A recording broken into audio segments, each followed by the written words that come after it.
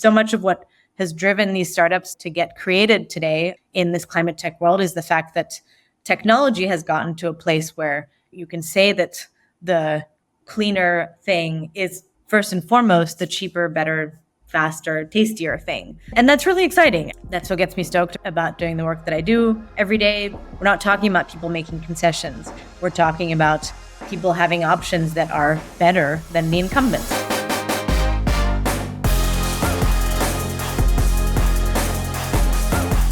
Welcome back to another episode of Good Work. My name is Barrett Brooks. I'm your host, and this is a podcast made up of long-form conversations about what it really takes to make an impact and change the world. My guest today is Clea Kolster. She is the head of science, a partner at Lowercarbon Capital.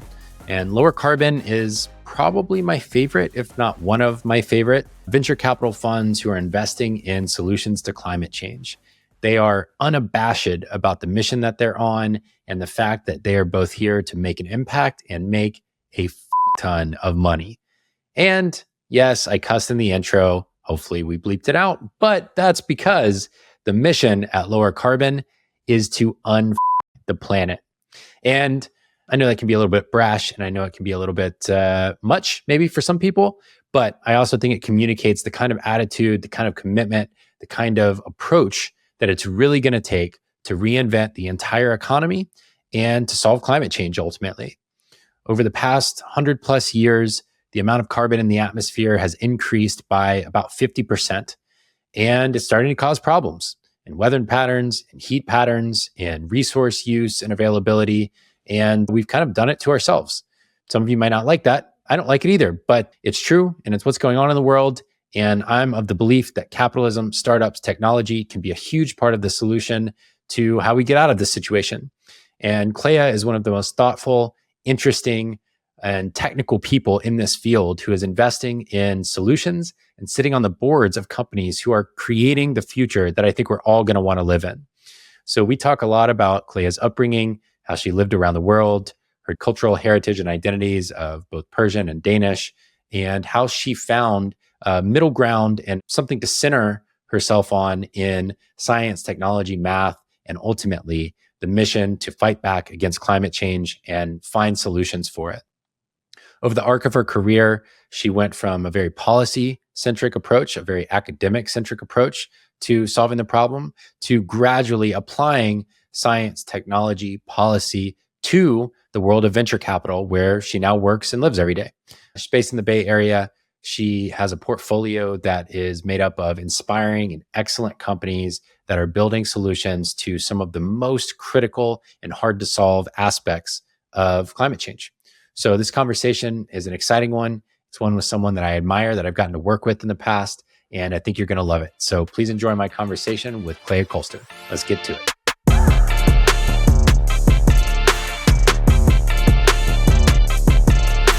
Clea Kolster, welcome to the show.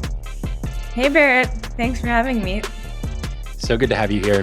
For a little background here for listeners, you and I have had the chance to work together before a little bit, very briefly, but I did get to know you through one of the startups that I was at for a period of time that you sat on the board for, that now I'm very grateful is out of stealth, so I can at least name them, which is awesome. It was called Panthalassa.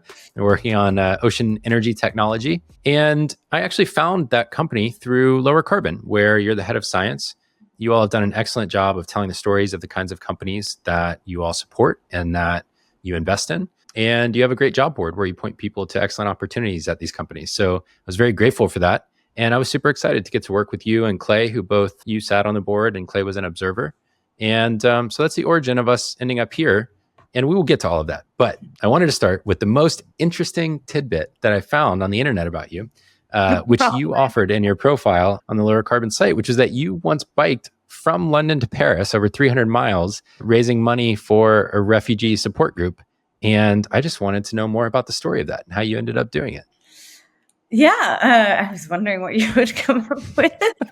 I loved that. That's one of my most cherished memories and times in my life. What happened? I guess it was early 2018, I was just nearing the end of my PhD. I had come back from basically being in the US in California for almost a year, and I'd come back to London to Imperial College to do the writing part of your PhD, where you kind of, in theory, stop doing more research and like wrap up whatever papers and put it all in this big report. And I kind of had writer's block. Yeah, it was a funny time, but anyway, I got through that. But one of the things at the time that was very salient was the refugee crisis in Europe that was stirred by a lot of things, wars across the Middle East, Syria, Yemen, and then a lot of that actually, driven by, of course, conflict, but conflict around access to food, access to resources, and that pushed a lot of people to look to cross borders, look to take very dangerous modes of transportation to cross seas and cross borders. And anyway, obviously there's so much more to say about that. So I was like, okay, we just got to do something about it. One of my best friends from school is half Palestinian, half Tunisian. So he was also obviously he was quite involved in a lot of that and wanted to do this together. I was actually inspired by my mom, who had signed up for doing a bike trip from London to Paris just a year before through a different organization. I was like, my mom is very active, and I was super impressed by that. And so I was like, okay, well, it seems like it's a doable thing if she did it. If mom can do it, I can do it. So anyway, Sammy and I, my friend, got together, and another friend of ours had started this organization to help integrate refugees when they would come to the UK by pairing them up with local people to learn language or exchange skills. Before you have refugee status, basically you can't work. So there are not really many ways in which you can integrate into society. That causes a whole bunch of other problems. So the thing that this organization did was create this platform for folks to come together, so that these people that were just in waiting mode for sometimes years could start connecting with local society. Timepiece, it was called. They'd done a ton of stuff. I think they've kind of shut down since. But so that was the organization we wanted to raise money for. We're like, okay, let's do some big thing that people would be excited to support. And so hence the bike trip. And I looked through a number of ways to do it. We thought maybe through a third-party organization, and then realized that for that they take a bunch of fees, and so there's just less and less of that would actually go to the organization. And so we just decided that we would do it ourselves. And so we got I think there are 6 other people that we recruited to do the trip with us. The funniest part was my mom drove the support car, which means that she took all of our bags and helped us prepare meals and such. And yeah, we went our merry way. Obviously, I trained for a few months before that. I was an active person, but I wasn't a particularly big biker. So I bought a road bike. And in the city of London and whatever I could find in the outskirts, found places to train and do longer and longer trips. And it was so much fun. And we raised, just over £10,000, which Timepiece was very happy about. Yeah, I bet. And I would do it again in a heartbeat. That's awesome. I had a friend who's been a guest of the show. I won't name them, but they reached out to me and they were like, what do you think I should write a book about next? And they have plenty of ideas of their own. But I said, something that I'm really fascinated by is, what is it in human psychology that drives us towards adventure, sometimes dangerous adventure, whether it's climbing mountains or sailing ships, which I know is a hobby of yours as well, or, cycling long distances, or even just triathlons and other things like that. What is it about us that causes us to want to strive in that way so much? I would love you to research that and figure out what is it that drives human beings to it. But I feel it in myself, and I see it a lot in guests on the show, that there's just something about a concrete challenge and a journey like that. And especially when a cause is attached, it adds this whole other dynamic to it that is both attached to your identity and causes you care about, and gives you a reason to strive. It gives you a reason to want to push yourself in that way. So I'm just so fascinated by these things. But I'm curious, along the way, if it pushed you in a way that caused you to learn things about yourself that you didn't know beforehand. I feel like I've done a lot of things that were big challenges. I think most of them up until that point, I would probably categorize as things that were profession related or education related, like the pursuit of going to through a particular program or whatever, that kind of thing. This was definitely the first time that I think I put my mind to something physical in that way. And so, the main thing that I learned was I love that. And so I have done a few things since, nothing quite as impressive, if I may say so myself, but I've run a few half marathons, which I consider a success. Funnily enough, I've always known how to swim, but I never learned how to freestyle.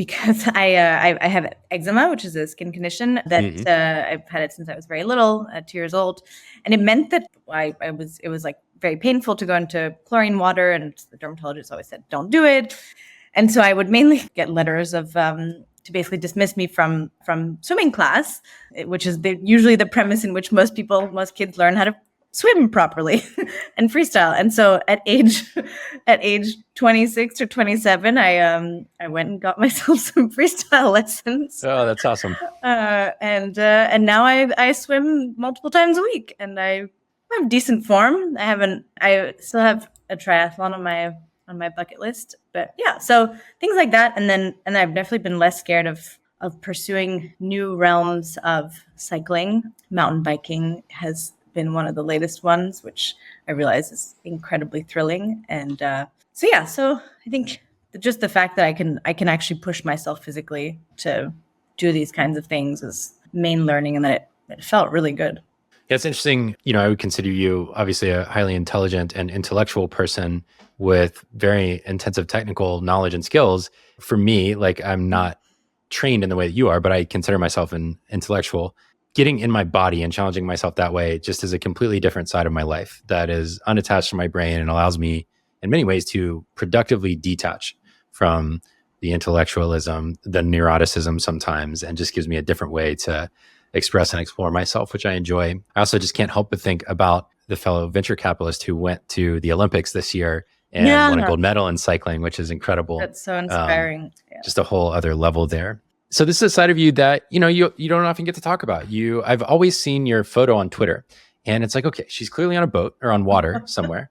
And so researching this podcast, it was so interesting to find out about this other side of you, of the cycling, the sailing, skiing, these physical pursuits in life that have interested you over time. And I wonder if there's any kind of just uniting theme between them, like why you've pursued them over time and why they've mattered to you or what they represent to you in life, or if they're just kind of fun hobbies that you get out and do. It's funny that you bring up my Twitter picture. It's also my our like internal Slack picture, mainly because I don't have very many like headshots of myself aside from the very professional one on the Lowercarbon website, and I find it quite cringy otherwise. So the sailing ones, you're at the helm. It's probably like the only time where you're like front and center in the frame. So anyway, that's the story about the picture. What are the things that link them all? I love the outdoors. I think like many that live in the Bay Area, but I grew up in cities. I grew up in some of the biggest cities in the world. In DC, I guess it's not that big of a city, but it's an important one. Paris and London, and then lived in New York for a little bit, and now San Francisco. I consider San Francisco to be a village compared to the others, but people don't like it when I say that.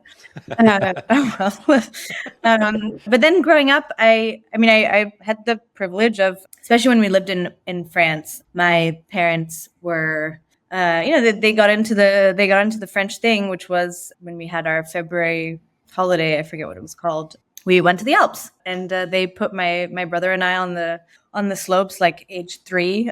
We had particularly large heads as children, and so there are these amazing pictures of us with a red and yellow helmet. They're just disproportionately large. And then the other part of my outdoor life that has shaped a lot of what I do now is the fact that my dad is a big sailor. He's an economist by training, but being a sailor has a lot of what he's identified with. And so we were on sailboats from a very young age. I don't have seasickness. I hope that I will one day live on a sailboat, at least for some period of time. And oh, wow. And then that was another one where it's interesting because I never actually learned how to sail as a child or as a teenager. There was this funny thing, I guess, about like parents teaching children how to do things, and unless you're a particular patient person, you might be afraid that you're going to teach your child that thing in like the wrong way, or that you might like dissuade them from liking the thing because it's something that you have to force them to do. So I didn't actually learn. But then again, when I moved to the Bay Area officially in 2018, I realized that was actually an option that I could pursue. I could go and get sailing lessons and get certified. So then I got to basically take ownership of that myself, which was pretty cool. So what are the things that link all of them? I guess there's a little bit of, there's the outdoors part, of course, but I think there's a little bit of the like take my own, well, just make sure that my destiny is in my own hands and I can take action on basically whatever I want. And in theory, there are no limitations to what I can do, both in the physical world and the virtual world. Yeah. Yeah, no, I love that. There's always been a big difference to me between, for example, I hate roller coasters. I hate them with a burning passion. I have been on them and I have just decided I don't like those. I'm not doing them anymore. And my wife will sometimes ask me, she's like, well, so why do you like downhill skiing, for example, or rafting or any of these other things outside? And I said, well, the locus of control. I am the locus of control. And there is an amount of expertise that obviously can't protect you against anything, but concretely, you can build skills that allow you to adapt to the environment, and to be skilled at it in a way that allows you to have control or the perception of control. And that's fundamentally different from things like roller coasters or being pulled on the back of a boat on an inner tube with a crazy driver at the helm or whatever it might be, right? So I'm always just fascinated in other people who love similar kinds of things. You touched on a thing that I would guess massively shaped you as a person, which is that you have lived around the world in major cities and important cities, to your point, with DC, which is not necessarily the biggest. And you also come from this dual cultural descent of Persian, as you described it, or Iranian, and Danish. That's an interesting mix. And so you have this very kind of like cosmopolitan international background to you. And I just wonder how that shaped the person that you are today and kind of the work that you come to do, which we'll get to here shortly. It's a funny one because in so many ways, I feel like it shaped all of what, so much of what I am. And in some ways, it's the most confusing part of my identity. So I find that question to be typically a tough one to answer. But the ways in which I've thought about it are, I love the opportunities that I've had as a result of being able to, just having lived in that many places. I also had the privilege of being in international schools in most of those places, which has meant that I have this wonderful, beautiful network of people that are kind of from all over the world. And that has made moving around and traveling interesting in a different way, right? There tends to be somebody in any big poll that I can kind of reach out to from a first or second degree. But then the other way in which it has contributed to my decisions in life, it meant that I was quite confused. It's interesting. I reflect a lot on what it meant for my parents because my mom obviously being Iranian, she grew up in Iran as a child, but then left age 12, and then when the revolution happened, that meant for so many Iranians around the world that they could no longer really go back. And then on top of that, she was in the US at the time, and there was the hostage crisis rather, which meant that, and this is the case for many Iranians of her generation, that there was kind of a shame around being Iranian at the time, and they were like kind of pretending like they weren't, which is from my vantage point, of course, seems tragic because it's such a wonderful culture and beautiful heritage. But what that meant was that she might be quite upset for me saying that. But what it meant was that while she identified as Persian, and that's why I tend to call it Persian, it's a funny thing. The country is obviously Iran, but the culture is Persian. She also kind of tried to dissociate from it. At least that was the feeling that I had. So when I guess they decided my father and her decided to, what would be, the English was going to be our first language because that was inherently the language that they spoke together. What would be our second language? And then our third language. The second language was Danish. And the third language was French because we moved to Paris when I was age 2. I mean, obviously, I don't know how the conversation went, but it seemed like at no point was the consideration for it to be Farsi. And then I guess my dad is Danish, although he, I think, also had some sort of identity struggles. So didn't necessarily assimilate entirely with that Danish culture, which meant that we were just this hodgepodge of like two people who are basically trying to figure out what their identity was and then trying to figure out what mine was. So anyway, I eventually did learn Farsi because I was like, this is a huge part of me. I have to, and my grandmother, whom I loved, didn't really speak English much. So if I wanted to communicate with her, I had to speak Farsi. But anyway, coming back to like what this did was that all felt kind of confusing and jumbled. So I tried to find something that would like center me and be very logical, I think. And in some ways, I became really stubborn about the fact that, well, one, it was like, okay, I liked math and physics. That's because it's, there are theorems, it's equations, it's very clear. There's very little gray area. I mean, no ambiguity there. Yeah. I mean, you realize when you get into it, sure, there is ambiguity, but as a 16-year-old, it felt pretty basic. And then it was this realization through some other things too that contributed to it, but that I would work on climate change and energy. That was my calling for whatever reason. There were macro things that inspired that, of course, but as far as I remember, it was okay, you've made that choice. And then it was okay, so what's the next step from there? You choose the course at university that best suits, maximizes my ability to go and work on that. So that was chemical engineering. Again, that felt very secure and very, very straightforward. And so anyway, so things kind of ensued from that. But that's kind of how I think about how it impacted my decisions. And then obviously it's just a wonderful thing to be able to kind of understand and assimilate with lots of different cultures. Yeah. I think it has enabled me to be the kind of person that can get along with a lot of people from all sorts of different places and both get comfortable with, and I think get people to feel comfortable with me. So yeah, that's pretty cool. Yeah, that is fascinating. It's interesting how as we're shaping our own identities growing up, and we look for these sources of stability, if we're lacking that, not that, your life was unstable, but it makes sense having lived in many different places and your parents kind of grappling with their own sense of what is their identity, and you're in the middle of all of that, right? Looking for where can I remain steady and how can I build something for myself. So it's really interesting. It's, I talked with my guest on episode 4. It was an author and a neuroscientist named Anne-Laure Lecomte. And she talked a lot about her own kind of dual cultural backgrounds, and it's very similar, just like the almost not rejection out of hand, but a kind of minor rejection of her parents' cultures in terms of the family system and how they were living as a family, and how you kind of have to reform your relationship to that as an adult, because you're subject to it when you're growing up. And then you say, okay, well, but that is part of who I am. And so obviously it shaped me in some way. So I'm always fascinated by it. I'm curious, what's the 5th language that you speak? I think you speak 5, right?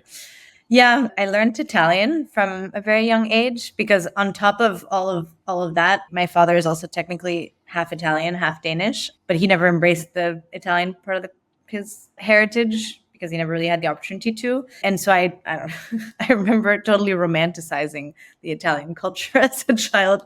I think there's a letter that my mom found not too long ago where I think I was 8, and I had described how I would become an actress who married an Italian singer, and that once we had those successful artistic careers, that then we would retire to go work with children and help people around the world and developing nations. And anyway, I think I'd even given this fake Italian man a name. So yeah, so I learned Italian in school. I was lucky enough to, I guess we had another language at age 12, and then I spent a lot of time in Italy to try and continue to reinforce that and make it real. I've probably lost a decent amount of my Italian now that I live in the US, but try to keep up and go back. Yeah, it's so interesting. So one of the ways that I perceive you is that you've been very mission driven. And it was interesting. I've begun using ChatGPT and Claude and others to augment my typical research process, and just to see, does it highlight anything that I don't find on my own? But I was going back and forth with ChatGPT about your career and your kind of focus, which is interesting, right? It's just a fascinating part of my process now. Yeah. I do it for all my guests, and I just have a conversation, and I see if it can highlight anything I haven't been able to find on my own. But as it was describing you, it said you can think of Clea as being a very mission-driven person and professional in the way that she's united her work around combating climate change. And I just found that so interesting that we have these computers now who can basically begin to build these profiles of us. And so it was also obvious to ChatGPT that you've been, or appeared to be, very mission driven and centered around this combating climate change piece. Mm.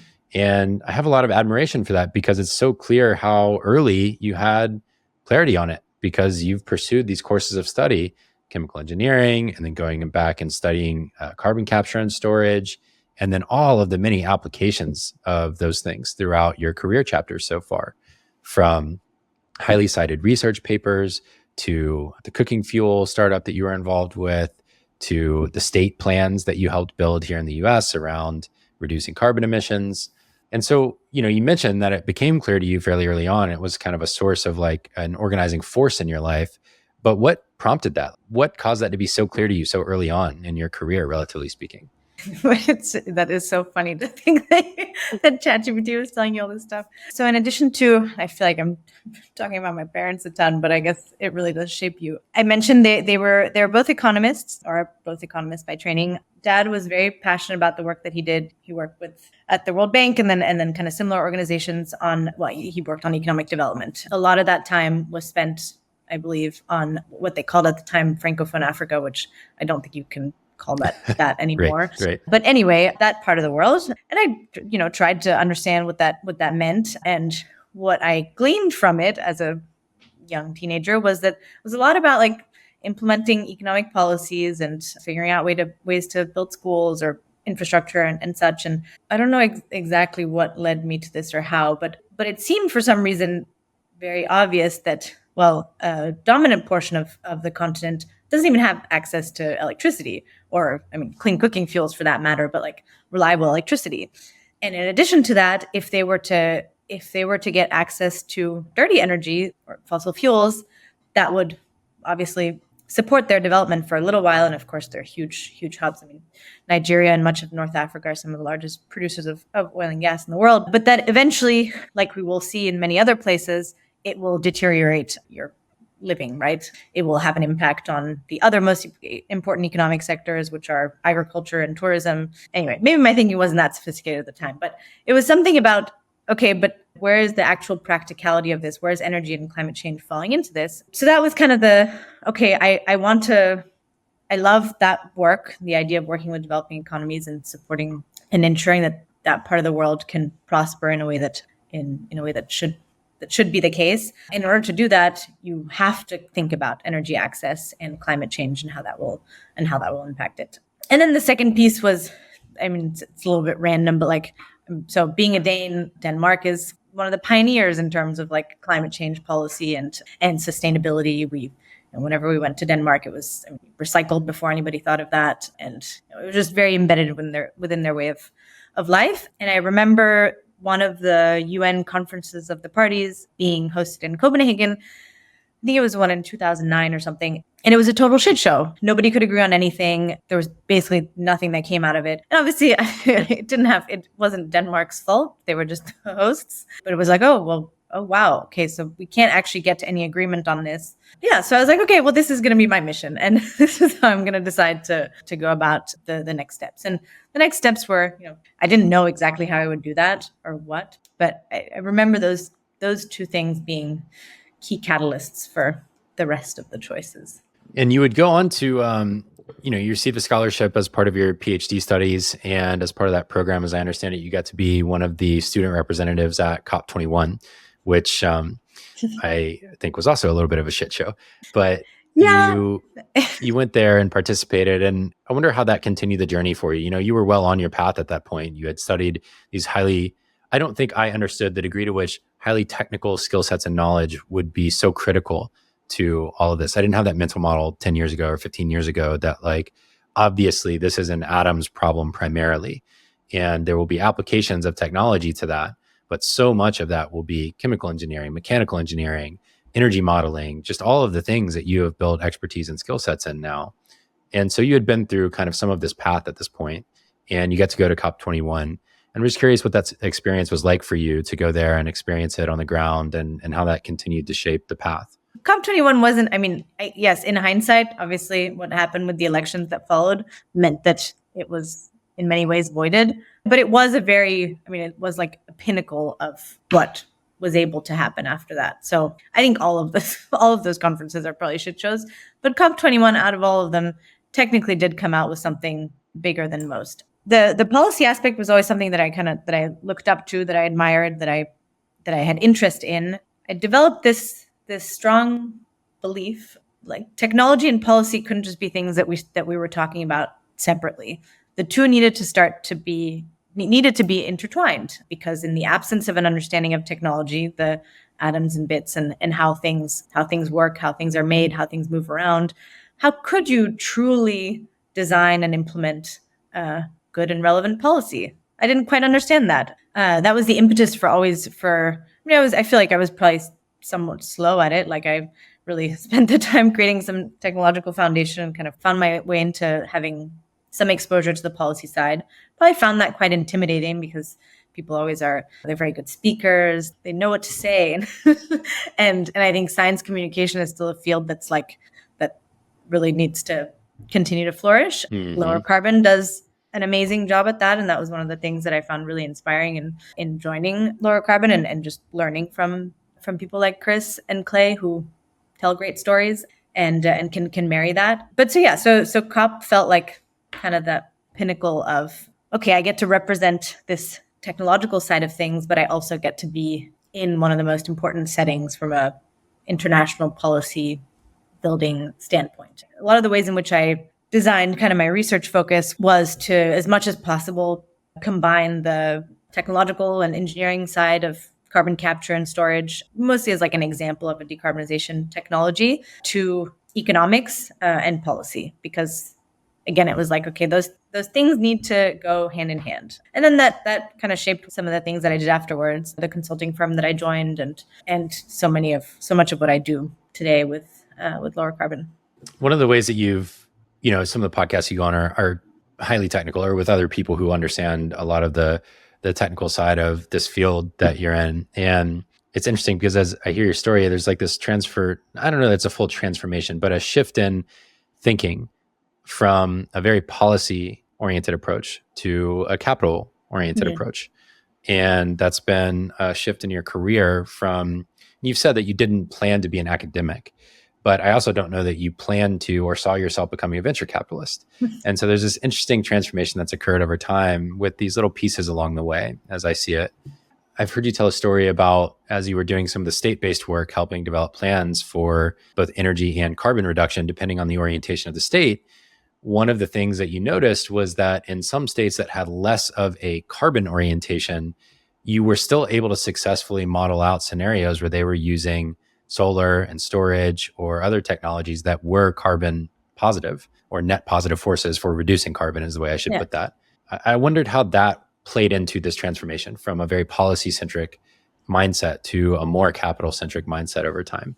Yeah, it shaped it a lot. I think like the reason that your gut reaction to COP21 was it was a shit show is kind of like, well, yeah, policy hasn't done, at least on an international level, hasn't gone that far, right? And it isn't really by punishing and talking about, I guess, climate change in a negative way that we're going to get super far in terms of actually mitigating it, right? As much as I, wish that everybody could afford to choose the carbon neutral path or could choose to see the light, right? That's just not the reality. And so, there was kind of this transition then into one, it was like trying to see like what climate tech, what these businesses actually started to look like. That's what drove me to, I did this internship in Tunisia initially at a PE firm there that was looking into starting a venture capital firm and looking into climate tech. And that was some of the first exposure that I had to climate tech companies. And then I went and worked at one in Nairobi, just for the sake of discovery, really, and trying to understand, like, so why do people think that they can actually like build for-profit companies to make these very important changes that could, if successful, have a meaningful impact on climate change, positive impact. And then the work that I did at E3, I think that project in particular was definitely this was a project with New Mexico-based utility that didn't have any climate goals. It was the first time within that organization that I was on a project where it was like, okay, that's like a side benefit that we're going to just like tell them in the appendix in case, 5 years from now, they might want to bring that up and like showcase it, but they couldn't give two fucks today. But and that was, so much of what has driven these startups to get created today in this climate tech world is the fact that technology has gotten to a place where you can say that, you can say that the cleaner thing is first and foremost the cheaper, better, faster, tastier thing. And that's really exciting. That's what gets me stoked about doing the work that I do every day, because I know that there's still work to be done, but it's not just in my heart anymore. It's in the companies that I get to work with that I see that we're not talking about people making concessions. We're talking about people having options that are better than the incumbents. It is the first time, I think, that you can truly say that for so many sectors of the economy today. And that's really cool. It is really cool. But yeah, I mean, that's a lot of the and the more, and obviously like the drive in me is the fact that I need to continue to, I want to continue to support companies and being able to get there and do that and show that there's huge success to be had, huge boatloads of money to be made, huge returns, etc. So that ultimately there's just more money that goes into it, right? And so you can pursue these endeavors. Yeah, I think throughout time, the best social good companies at the end of the day have been the ones who have been able to figure out how to make products that appeal to the traditional criteria people use for how they choose things, whether it's the comfort of a piece of clothing or the effectiveness or cost of an energy source, whatever it might be. And also to do it in a way that produces climate benefit or environmental benefit or human health benefit, or ideally all of them. And we're nearing that point. And one of the things that I love and admire about the work that you all do at Lowercarbon is you get to sit literally in the room watching the future get built behind the scenes and see it and advise on it.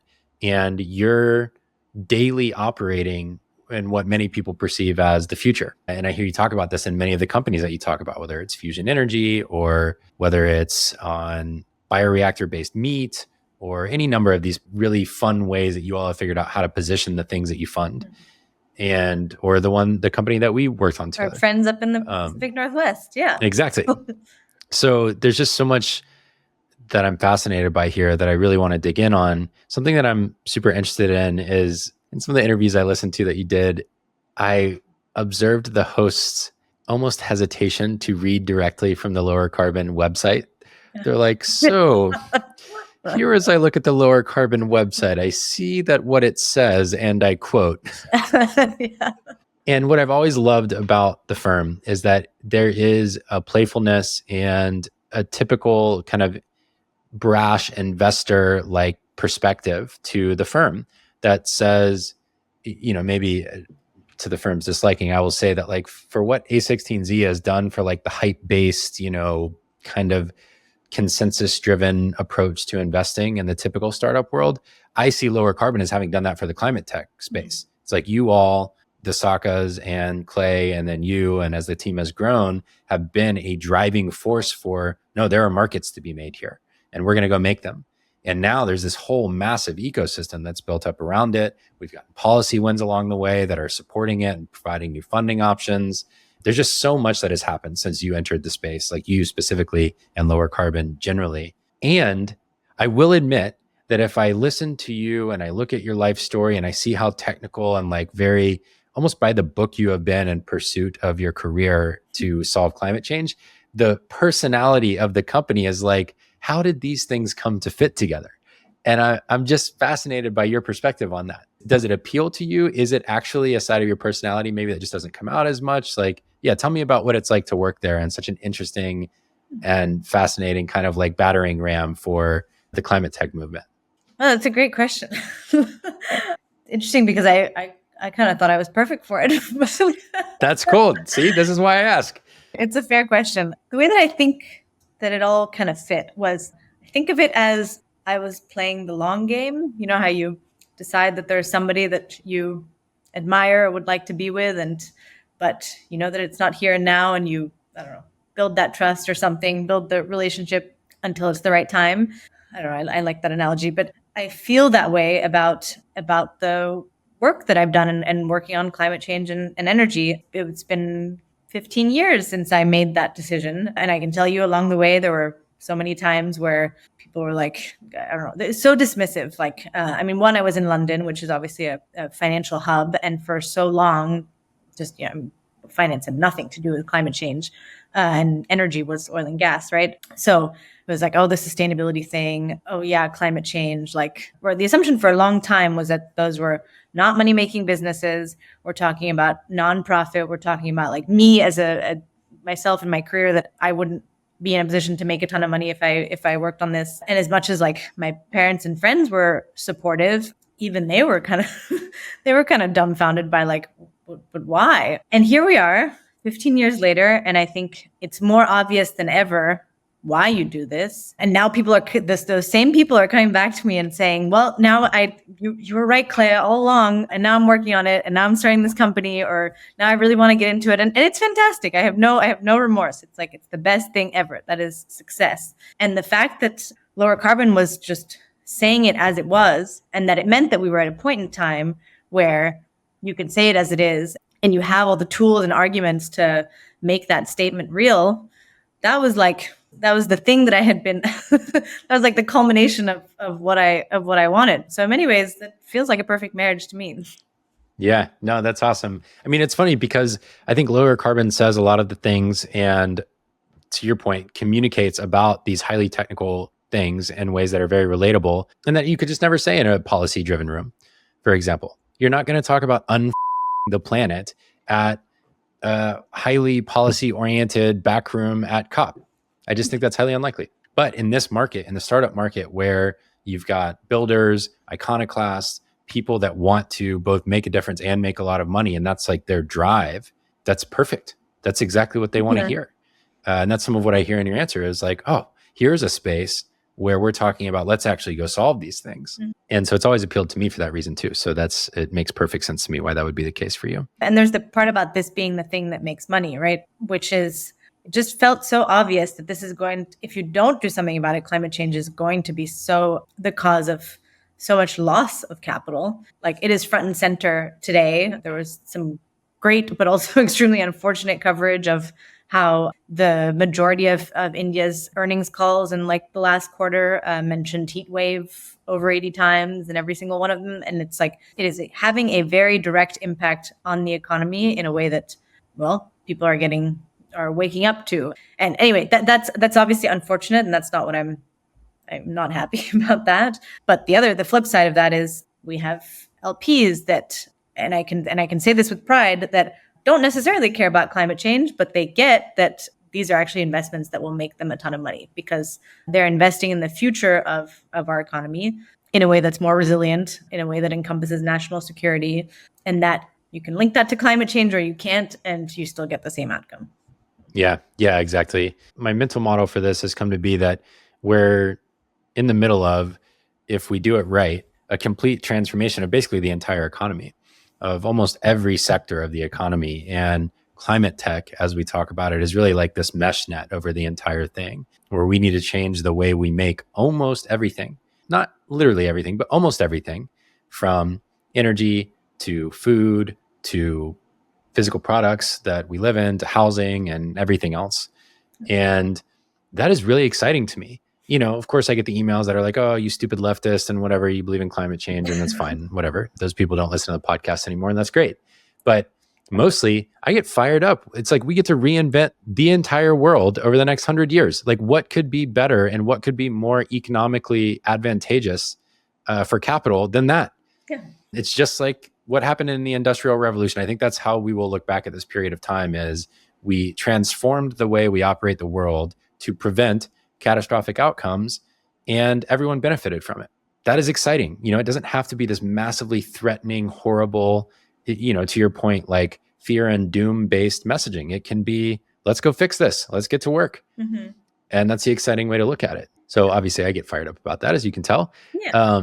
But one of the things that I got really excited about while I was at Panthalassa, the IRA bill got passed. Mm-hmm. And it's been the subject of much criticism, you know, obviously, just because everything that gets politicized gets criticized. I read the bill because we were looking for ways in which it would be an advantage to the company. And I found it to be fairly well-structured legislation for my like novice mind. And it seemed like it left a lot of room for capital markets to go to work and for different solutions to come to pass in a way that maybe previous legislation was overly dictatorial about what the winners were going to be. Mm-hmm. But you're much more of an expert on this stuff than me. And so I'm curious from your perspective, kind of like, what is the steel man for the IRA? Even today, a couple years removed, now that we see kind of how it's starting to play out and we're getting some early results from it. Just what would you say the steel man is for that bill? What's the best case for it in terms of why it is actually a good piece of legislation? Well, there's actually several things, which is very good. And one of the reasons why it's while the notion of it is unpopular, I guess, amongst a certain group of politicians. The actual implementation of it seems to be quite popular. So many of the tax credits are resulting in fact, I think I should know this number off the top of my head, but I think it's well over a majority of the capital from the IRA bill is going towards red states in building manufacturing facilities for batteries, for solar photovoltaics. Texas, Georgia. Yeah, exactly. And you now have, this is kind of on the news in the last few weeks, you had a couple Republican senators come out and say, like, don't worry, even with Trump, this won't go away. You'll still have these incentives. These factories will still be here that are creating so many jobs and boosting local economy. So, I mean, I guess that's behind the steel man of the IRA. It's the fact that that ultimately it is a serious boost to the U.S. economy. It also allows for American people to talk about, jobs coming home, and the fact that we are building so much of this critical infrastructure, or starting to build so much of this critical infrastructure in the US. And as many like to talk about, moving away from China, or at the very least trying to. I think that'll have a number of implications on actual cost, but I think hopefully that is outweighed by how much it will do to the economy from a positive standpoint in creating jobs and prosperity. I mean, my perspective, obviously there's always downsides of legislation and there's always unintended consequences from these things. And I think from a policy design perspective, we could probably get better at evaluating the effectiveness of policy proposals that get passed and then going back and updating them. I don't know. I look at it and it's like, I think that's about the best piece of policy we could have possibly hoped for the time period and the elected officials in office and all of this type of thing. So I've been quite happy with it personally. And I think it's going to do a lot of good that 50 and 100 years from now, we'll look back and say, wow, that was a pretty transformative piece of legislation that went through. Yeah, it's absolutely incredible. Everything that it's already catalyzed and will continue to catalyze. And the ways in which they were very smart about, again, making this very US, very American worker centric, such that there's not much that you would want to contest regardless of where you sit on the aisle, right? There are a few things in there that I don't think will be realized. I don't think that the tax credit on hydrogen probably will last very long, mainly because I don't think,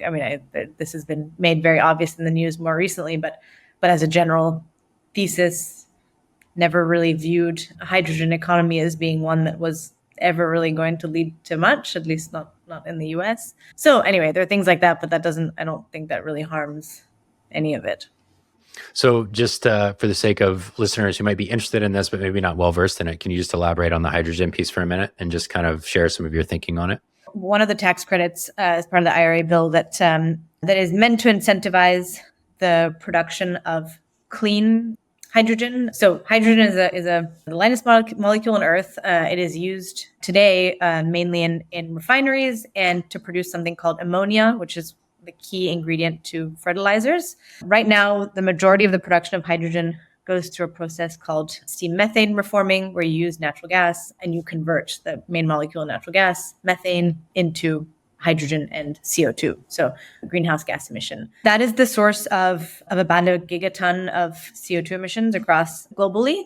And there are many ways in which that can be decarbonized, but there's also been a lot of discussion over the years about how hydrogen could also be used as a fuel for transportation, as a form of like decarbonizing heat demand, kind of replacing natural gas, for example, in certain applications, or even as a form of energy storage, because you would store it as the molecule and then reproduce electricity. I think the economics of that are going to be very difficult to make work, even with a tax credit like that, because of a number of just technical inefficiencies around. To produce clean hydrogen, mostly you need to do something that's called electrolysis, where you split water into hydrogen and oxygen. You use electricity to do that. It only has a certain amount of efficiency. Then you actually need to store hydrogen, which is a very difficult thing to do because it's this very small, leaky molecule. Yeah, exactly. And then if you want to do anything with it, you need to reproduce electricity, and then you're again subject to efficiency loss. So overall, I think it was heavily lobbied by some of the largest natural gas producers too, because there's a way to produce hydrogen that includes carbon capture and storage, where then you can clean up the hydrogen and then you can put it into natural gas pipelines. That was also a way for for a lot of natural gas pipeline owners to have an excuse to maintain those pieces of infrastructure. And I don't think there's some fundamental economic limitations to what that could actually do. Right. And then you're basically passing the tax credits on to companies that you could argue the climate benefit at the end of the day to all of these things. Yeah. This is a good example of some of the downsides that come through when you see policy in action. And it's like, this is the kind of thing we need to adjust to over time, I think. That's super helpful. I love, I'm a nerd, but I love hearing about that stuff. Okay, we're about halfway through our conversation. So we'll give the listeners a break for a minute. We'll take a break for a minute. When we come back, I want to talk about the process of learning to be an investor, learning to be a board member. I want to go to the future that you live in every day together for a little while and explore some of the exciting things that are happening there. And then we'll wrap up with my typical closing questions. Hey, it's Barrett. You've reached about the midpoint of this conversation. And while we take a little break for station identification, as they say, I want to tell you about two things.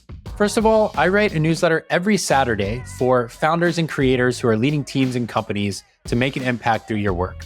It has 3 sections in it. The first one is a mini essay from me based on my executive coaching work with founders and creators about how to lead well. It has 3 long-form essays or links from around the web that will help spark new thoughts to help you lead better. And it has 1 quote from a meaningful book that I often find myself recommending to friends and clients. All the feedback I've gotten so far is that it hits exactly on the kinds of issues that founders, CEOs, and creators are facing every day in their work. So if that sounds appealing to you, make sure to go to my website at barrettbrooks.com and you can subscribe right at the top of the homepage. That's barrettbrooks.com. The second thing I want to tell you about is that my day job, I actually do have a day job, I'm not just a podcaster yet, is as an executive coach, as I just mentioned. I work with founders of Series A startups and later, and with creators who are doing at least $1 million as a solo founder and are now thinking about growing a team. The uniting commonality between the founders and the creators I work with is that you've reached a point in your business where you know you're going to make it. Actually, you're doing quite well. And now the question is, how much do you want to scale? And what are the leadership challenges that you're going to face along the way? This work is based on both my training as a coach and in my work as an operator and growing my old company ConvertKit from $3 to $30 million in annual revenue. If you're a founder or creator who might benefit from coaching, or if you know someone who's looking for a coach, I'd love for you to check out my site and my coaching page at barrettbrooks.com/coaching. You can learn everything about how I work as a coach and also fill out a form to have an exploratory conversation if that sounds interesting to you. All right, that's all I got for you right now. There's no sponsors for the show at the moment, so consider me your sponsor. Let's get back to the conversation for the second half. All right, we're back. Part 2, or second half, I guess I should say. So your parents are both economists. And one thing that we know about economies is that there's theory and there's practice. And there's the way things theoretically should work, and there's the way things actually end up working. And sometimes that's quite confusing, the difference between them. And I think that's true in investment as well, and especially in climate tech. There are solutions that should theoretically be excellent, that we should embrace as a society, and that should have good returns as a result. And then there are the things that actually end up working out. And sometimes those aren't the same. And then even within a given category of solutions, there are, like any market, winners and losers. There's people who do it well and execute well and actually make economic returns. And then there's people who just completely screw it up and end up failing. And so much of your job as an investor is to figure out the difference between them. So I'm really interested in, you are in a space that requires a lot of technical knowledge to be able to choose between what you think will be a winner and what you think will be a loser. And when you encounter an idea for the first time, it might be the first time you've ever even heard of an idea like that, or a solution like that, or a version of a solution like that. What's your process for evaluating an idea and kind of digging into the technology and science behind it to see if it might be something worth investing in?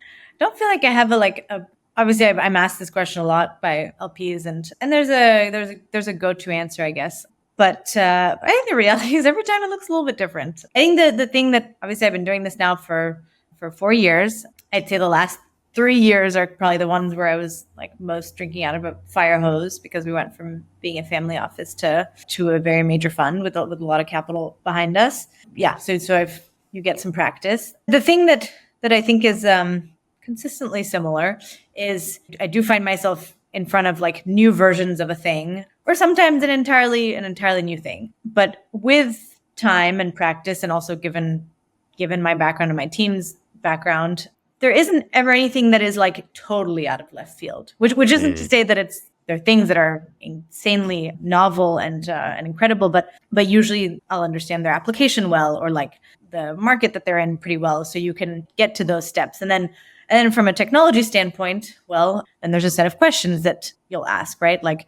what is the innovation that has enabled this, new technology to be relevant today in a way that it wouldn't have been 5 to 10 years ago? What makes you uniquely positioned to be able to pursue that? And then through that process of those questions, I mean, there's some critical thinking. There's some like, okay, let me like go up and look up this person on Google Scholar, or like whomever they're working with. So it's kind of like it's kind of like an investigation. You then get to paint the full picture. And I think what makes us and me uniquely good at doing that is being able to paint that full picture as quickly as possible. Because at the end of the day, being in venture capital, it is about, or being in a startup, everything is about timing, right? And about pace specifically, whether it's climate change or the economy. You don't really have much time to twiddle your thumbs, and you kind of need to get to a decision relatively fast. Of course, you need to go through the appropriate process to do that. But yeah, so something like that combination. Something that I'm interested in this space is that it overlaps with what people refer to as deep tech, or things that take a very long time to develop, because there is actual technical risk to some of these things, where you may have a theoretical model of something, for example, which computers are getting better and better at helping us do in advance, to say, take a piece of technology and say, here are all of the factors that dictate how it will work, and let's model different versions of it so that we can find out what's the output from it, whatever the device might be. And you still have to prove that in the real world. And so there's some version of technical risk, even when we know that this thing should be able to work in the way that we say it should. I guess what I'm asking is, like, in what ways is it fundamentally different from software, where you just get to say, okay, you put some developers in a room and people either like the product or they don't, and that'll dictate a lot of the momentum here. There's something different about this side of the investment field where you're building stuff in the real world. So what makes it different, I guess? I mean, so you bring up an important point, which is like, a lot of this is hard tech, deep tech, and there's a first kind of hurdle that you need to get over, which is like, if this individual or this team were to have all the resources they need and get access to the right talent, is this thing actually feasible? And like, things can get in the way of that, even if everything else is supposedly on track. But there's a fundamental layer of like, okay, is this breaking any laws of physics or thermodynamics? And so you're getting over that, I guess. And I suppose you don't really have that limitation in software development. The other thing that makes, I think, this more exciting is that so much of what is being built is servicing very real markets that are like multi-$100 billion in size, sometimes $1 trillion in size. If you're creating a new form of energy generation in the middle of the ocean to power compute, for example, you know that there is a market size associated with that, right? Of course, there are a few steps that you need to get to along the way to bring that demand to you. But ultimately, if you are producing a cheaper form of energy than the incumbent, then you should be able to service a particular market size, and you're not hoping that people will use your app.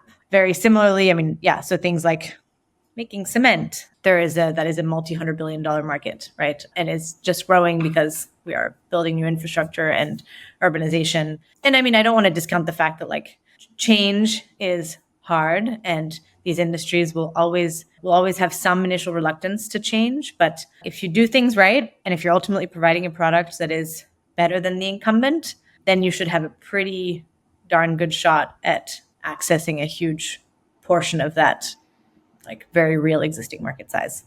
Yeah. I mean, it is one of the things that's exciting about sectors like chemicals, fertilizers, cements, plastics, energy, compute. All of these things are going to be in heavy demand for a very long time. Yeah.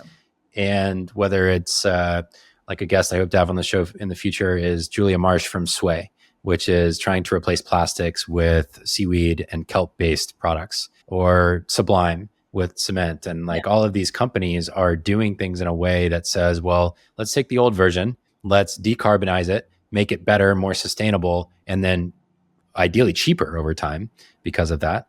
It's just like a win all around. And so really you're talking about go-to-market becomes the problem. It's like, how good of a sales process can you develop here to get into and win the market with a better product, right? With more benefits. That is really exciting to me because, to your point, you're not trying to create a market for cement. There is a very, very concrete market for cement, to be a total lame dad for a moment.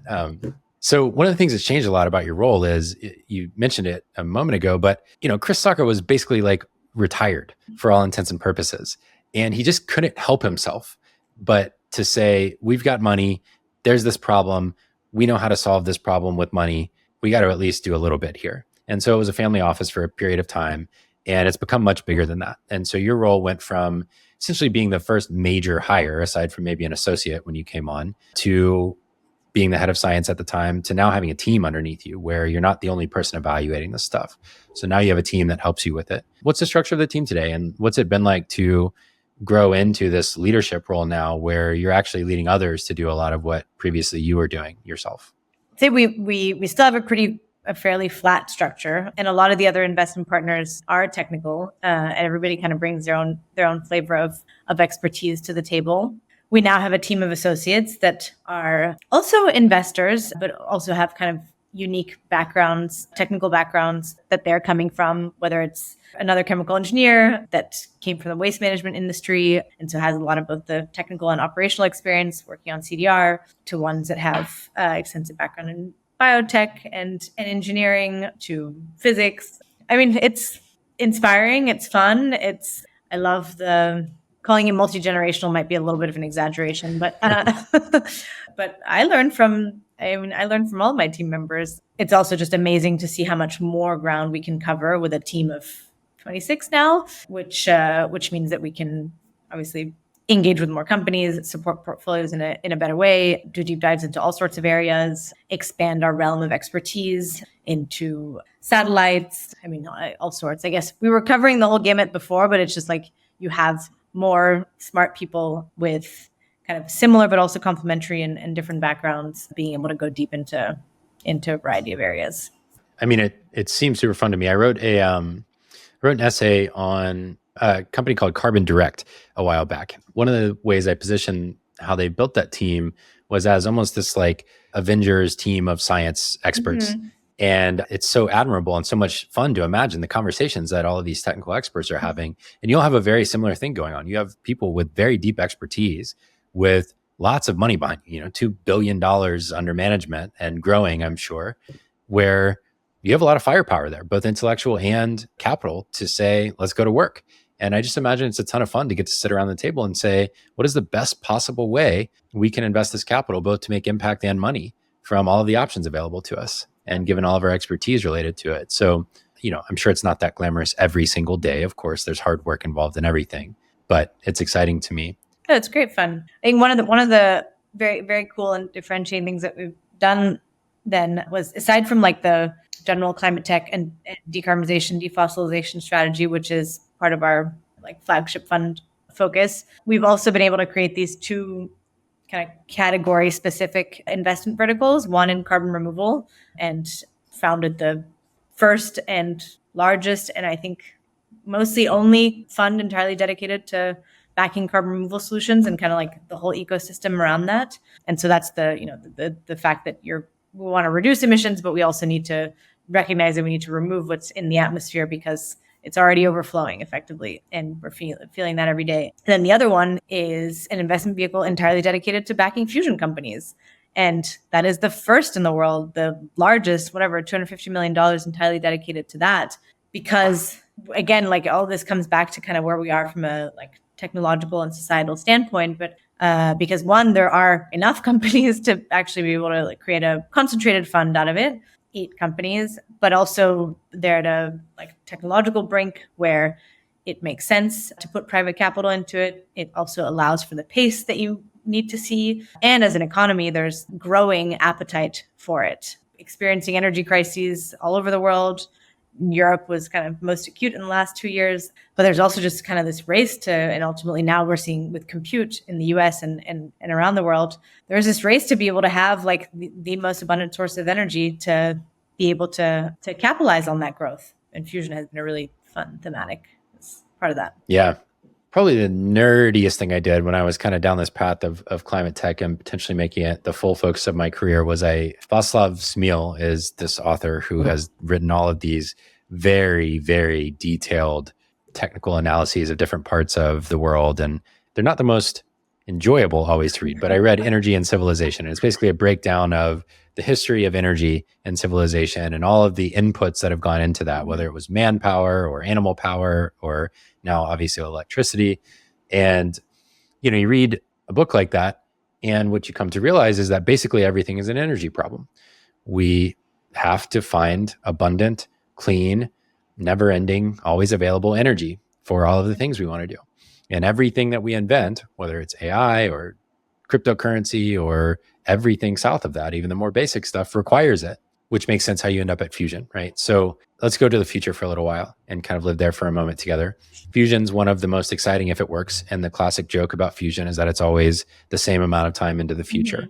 Mm-hmm. And one of the ways that you've begun to talk about this is while that has been true up to now, we have been having fundamental breakthroughs that are changing that are making it much more near term than we thought. What are you seeing in that field right now, and what's exciting to you on the fusion front? If we work as, and when I say we, I mean the fusion companies and founders and employees are able to work real hard, continue to work hard, which means ultimately also accessing capital, then we are in a position to be able to have a commercial fusion power plant online, like the first or whatever, in 10 years. Maybe less if you really, really push it hard. And there'll be many demonstrations before that, before the end of the decade. It will be clear that you can make electricity out of fusion energy and produce more energy out than you're putting in well before that. And I think well before the end of the decade. So that's very exciting. I think there's an exciting yet still to be continued narrative that is being created around fusion in the policy realm, which is to say that it is energy is a matter of national security, obviously, but fusion energy and then fusion technology is one that we in America need to make sure that we are continuing to master. And there are public-private partnerships that have now been set up, programs rather that have been set up. There's a milestone-based program that selected 8 fusion companies to go through very specific milestones to get to a pilot plant, which monetarily wasn't a huge deal, but was a very huge deal from okay, this is actually where we are, where we're in a position to present those steps in a way that the world can recognize. And the whole point was for it to be in a way that investors and private capital could recognize. You have over $7 billion of private capital that has gone into fusion in the last 10 years, but over half of that has been deployed in just the last 2.5, which is I guess it's just to show the kind of pace of that momentum. And then the reason that it's very clear to me, and not just to me, but many others, that we are at a turning point in time, and we are in fact seeing the light at the end of the tunnel for fusion, is the fact that the main way in which you kind of measure the progress in fusion is through something called the triple product.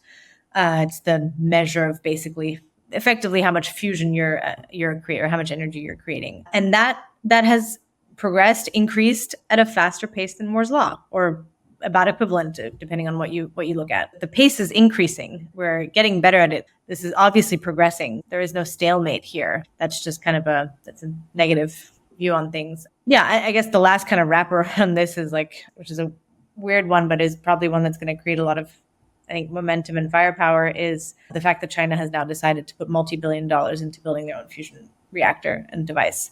And that's a catalyst, I think, expected to be, because, well, the US and many countries in Europe and the UK have developed this technology over 50, 60 years plus, right? And the Russians, of course, at the time too. And if we're going to let that slip and not be the first to put a fusion power plant online, that would be a huge embarrassment and loss. And Clea has said this before, but it's definitely a phrase that I think will resonate. It's we lost the ability to harness the sun once. Are we really going to do that again? Yeah. And so Clea is a partner at Lowercarbon and kind of one of the leaders there. One of the things that I know that I had to go through a big learning curve on was I was very fearful of nuclear energy for a long period of time. I didn't fully understand it. There are legitimate reasons to be scared of it if you only know the like kind of public, in the same way that you could be scared of flying, I guess, if you see that planes crash sometimes. Like there have been accidents that make that a legitimate fear. And so fusion is different though from fission, and fission is what we know as nuclear energy today to be. What makes fusion different, and why is it better? So fundamentally, what makes it different is that nuclear fission is the process of creating energy by losing mass. And in fusion energy, you are creating energy by bringing two atoms together, bringing mass together. And then the difference of the sum is effectively the energy that you create. What's important to remember, though, is that for fusion to happen, you need to put power into it. You need to put power into basically breaking down what's called Coulomb barriers, the things that keep an atom together in the first place, to be able to fuse them together. The reason that that's so important, and I'm emphasizing it, is that it means that if something were to happen, the power shuts off, you're no longer producing a fusion reaction. There is no such thing as a runaway reaction. So hence, there is no nuclear waste. Sure, you need to build some concrete walls because you are producing a physical thing that is going to be inside 100 million degrees C, but it's being, it's covered by multiple layers. But also that temperature doesn't, like in a split second, if you stop putting energy into the device, that temperature is gone in a matter of a very short period of time. So you're not actually creating any dangerous waste. There isn't actually any risk to the overall operation that can last any longer than seconds, which is, I think, the most important part of like why the two are distinct. What's exciting, just like concretely, is that the Nuclear Regulatory Commission has set in stone, if you will, the fact that those two things, nuclear fission versus fusion, will be regulated in totally different ways because they are, in fact, totally different, do not have the same repercussions whatsoever. But you obviously raise a really important point, which is to say that we need to continue to build the narrative around that, or just like share that narrative widely, because there has been a fear that has been created around nuclear. I think it's being dispelled, actually, particularly in recent times, because actually we know how to build nuclear reactors, we know how to keep them safe, and we know how to avoid any accidents, and like ultimately we just need a shit ton of energy. And like if it's not that, then we're going to produce more gas power plants, and well, that isn't great for a bunch of other reasons. Also creates a lot of contamination beyond greenhouse gas emissions, just like locally, a bunch of places don't actually have access to it. The whole geopolitical issue around it. But anyway, fusion is foundationally different. You're talking about fuel that is 100 times more dense than you would have in a fission reactor. It's some millions of times more dense than natural gas, and it is, so literally could be the most abundant source of energy on Earth. Which would be really exciting.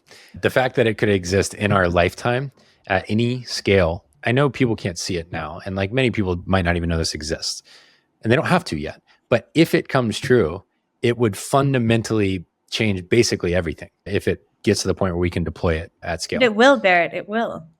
It's not an if. I'm excited. Win. Sorry, Clea. Win. I want to go to one more space, and then I know we're running out of time, so we'll just go to one more maybe exciting kind of place. I thought we might talk about shipping and then also recreational boats for a minute, but instead I want to go to carbon capture and storage, which is a really unique space. There's been a lot of movement in the space over the past 5-10 years. You all have been a big force behind that. I think Stripe's program has really popularized it in kind of the startup ecosystem and helped make it more of a focus point. What's maybe one of the most unique or exciting ways that we're finding we can capture and store carbon right now that you all are invested in? That's also public. Yeah. There's one company called Vaulted Deep, technically. The reason I bring it up is because it wasn't a pathway that I had that anybody had really like necessarily knew of or knew would be pursuable. What they do is they basically have spun out of kind of a waste management technology company called Advantech that had developed a way to be able to inject slurries, meaning like organic waste or just like wet things, actually, deep underground in a way that wouldn't create clogs, which would basically maximize your ability to put this waste away, like very far from any kind of groundwater resource, but mainly above ground resource, and is basically a much better and healthier alternative to dumping a bunch of shit into landfills, right? But what's exciting about that is that they've been able to leverage this injection technology to basically take this organic waste, which is effectively biomass waste that has about a ton of CO2 equivalent for every 3 tons of waste. Well, they monetize the carbon removal credits, but basically it's a way of disposing of this waste that otherwise has a bunch of toxic components, PFAS, biosolids, things that you really wouldn't want in landfill, or ideally very far away from any kind of community, and have leveraged carbon removal credits to dispose of this waste that way. They are the recipient of very substantial commercial contract from Frontier, the Stripe kind of spin out that you mentioned, some of the first movers in carbon removal purchasing.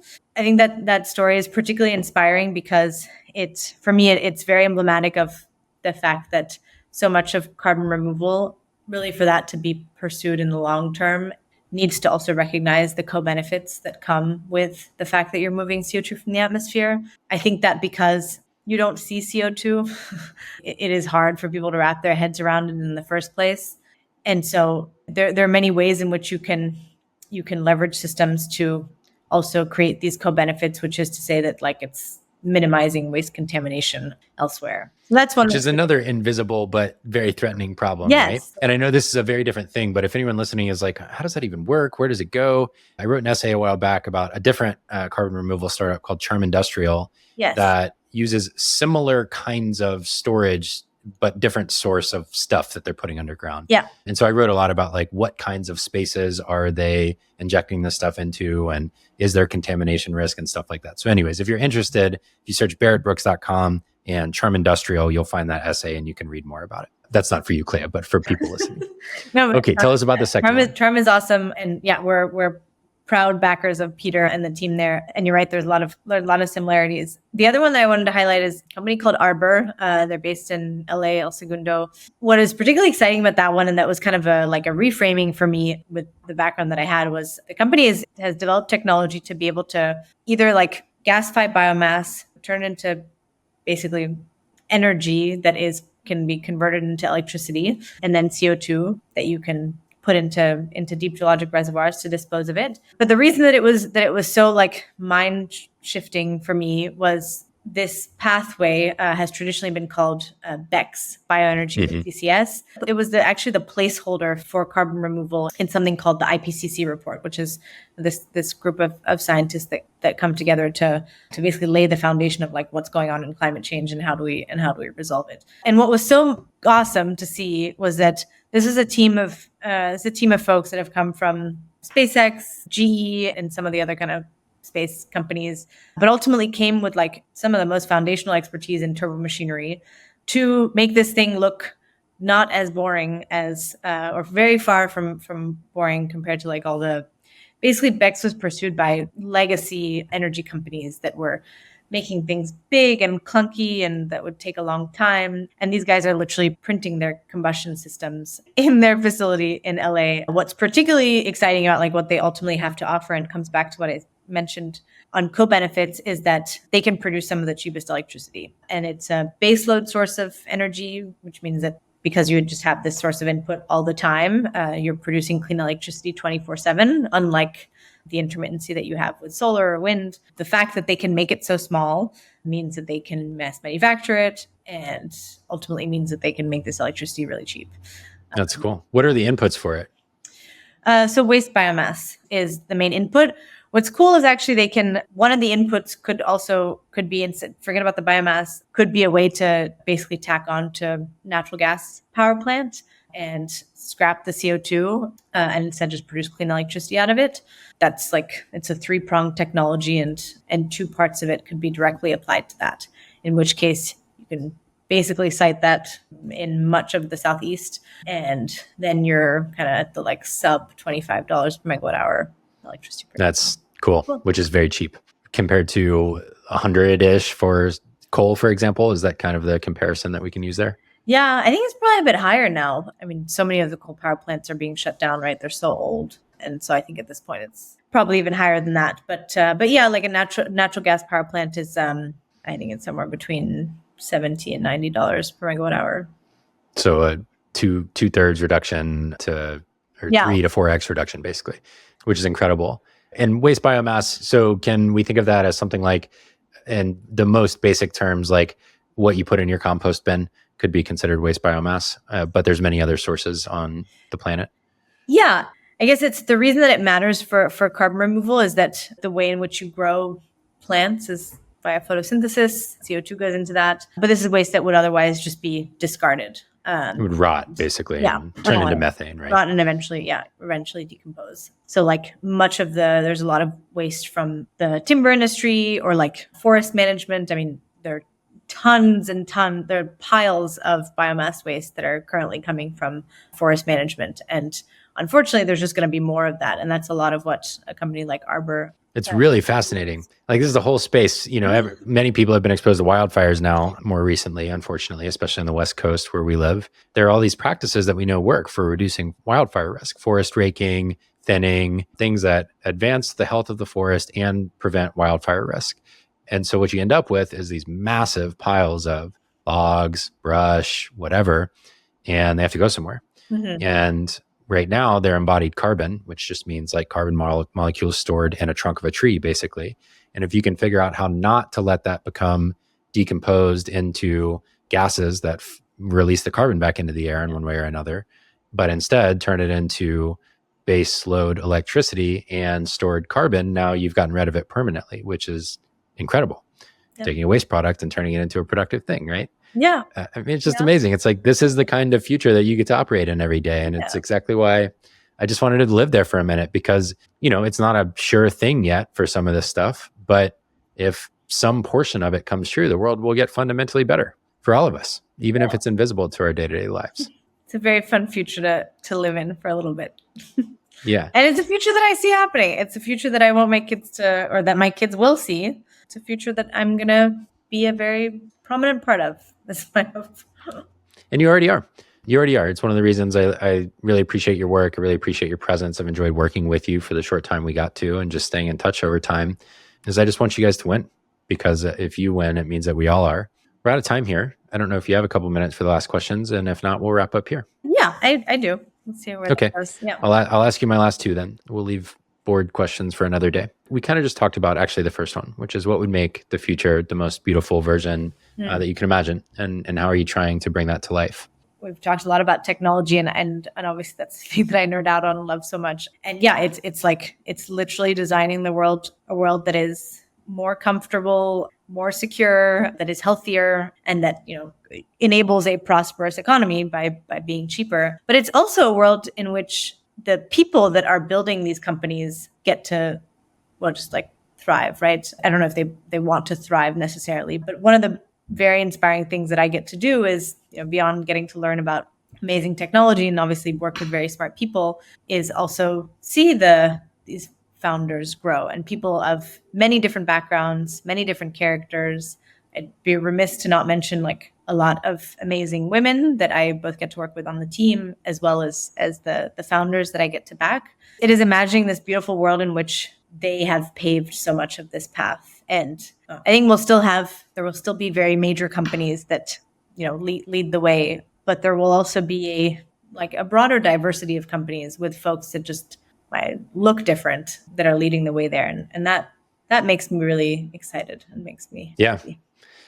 It's one of the things that we didn't speak directly to.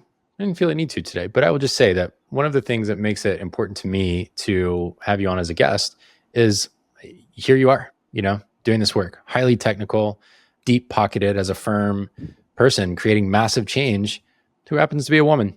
And you're a role model for so many people, in my opinion, who want to come up behind you and do the same thing. And it's been a traditionally male-dominated industry, like many industries, VC has been. And here you are occupying spaces that have traditionally been occupied by males. I think it's awesome. I just think you're a badass for that. You don't need to speak to it, but that's my opinion. I think it's awesome. I think it's cool too. Yeah. All right. My last question is, how is this work shaping you? Who are you becoming as a person by doing this work every day? Obviously I'm anxious, but I don't think that's necessarily different from what I was before. This stuff matters to me a lot, so I take it to heart. What I do love about what I'm becoming is, I think I'm becoming a more well-rounded person. I mean, I just mentioned this, but what this job has also, and my time at Lowercarbon has also allowed me to do beyond the technology side of things, is embrace the ways in which I can succeed thanks to my personality and my cultural background and my empathy for people, because this is a relationship-driven industry. It's a people business. When you're backing a company, when you're a founder that decides to take money from an investor, you are signing up to work with them for a long time. And I have grown as a result of that. I think I want to be a better person for it, because I want to be a better person to these founders. I ultimately also want to be a better person just for myself, for my family, for the family that I'm creating, and I want to be proud of the ways in which I do this. Yeah, I think it's validating the ways in which I want to have impact in the world, which feels good. It is. My experience of working with you and with Clea and with Lowercarbon, albeit briefly, it was one of those things where I had a high view of you to begin with, and I left with a higher one. Obviously, this isn't like a sponsored show or anything, but I'll just say that if I had the opportunity to receive money from you, if I were a founder, or if there's a founder listening who might receive money from you in the future, I would be highly enthusiastic about that. I would be very pumped to get to work with you again. And I think anyone else who has the opportunity to should absolutely take it. So that's my endorsement. Thanks, It was an Barrett. awesome experience. Yeah. Clea, thanks so much for spending time with me. I really enjoyed this. Great conversation. Thanks for having me. A lot of fun.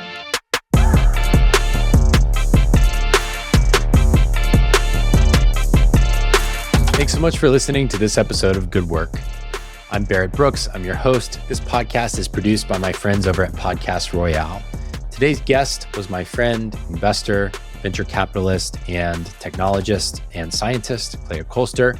And we had an excellent conversation about what it's going to take to solve climate change, about the forces and cultures that shaped her as a young person, and how she grew into the kind of person capable of making a massive impact on the issue of climate change through her work.